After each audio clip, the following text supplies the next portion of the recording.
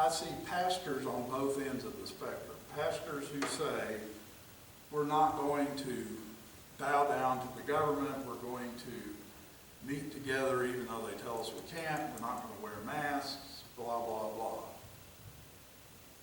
John MacArthur in California is one of those who's suing the state of California so they can meet. On the other end of the spectrum, you have people like Andy Stanley, and I'm not lifting either one of these up necessarily, who basically said, hey, there's no mandate for us, for the gospel for us to meet together, so we're not going to meet together till sometime down the road. Don Holliday, who was here last week, shared with me that their church still isn't meeting.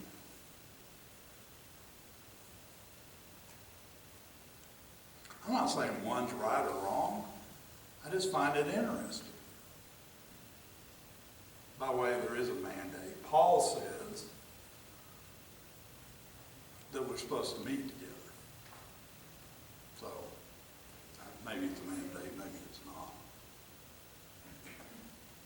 But now, it's becoming clearer to me that I have to choose sometimes between my faith to, my allegiance to the country, to empire, and my allegiance to Christ. And which one's going to come out on top?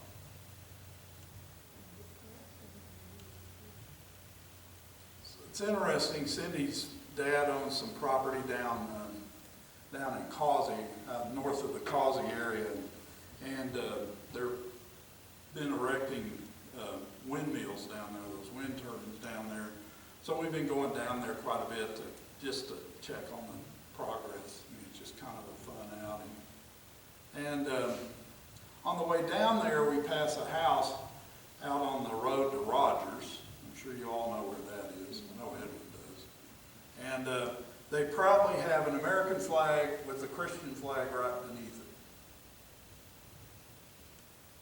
And as I look at that, as I go by there now, I look at that and I think, you know, I may have those upside down. I may have those backwards. Because our allegiance has to be, should be, I believe, to Christ first.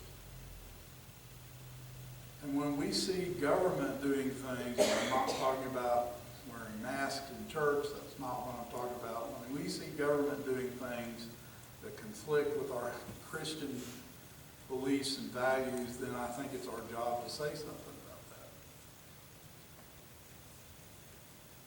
that. And the days of persecution for Christians, I mean, Christians are persecuted all over the place. This video I was telling you about where the people were making bricks, those were Christians in Pakistan that were having to make bricks. And they have a caste society over there. I mean, basically the only difference between the Indians and the Pakistanis is a religion. The Indians are Hindu and the Pakistanis are Muslim. But culturally, they're kind of basically the same thing. And so they have a caste system. And so these Christians now are the lowest caste in that caste system.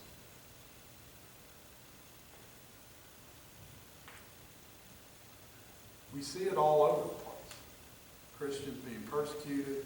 We see Christian values being discarded. And that's, you know, I'm not telling anybody else how to live their life, but there's some things that have got to be valuable, got to be precious to us that we're willing to stand up for.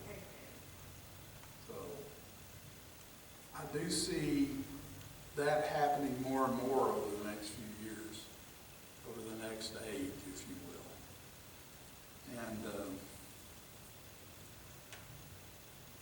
I think we have to be deciding now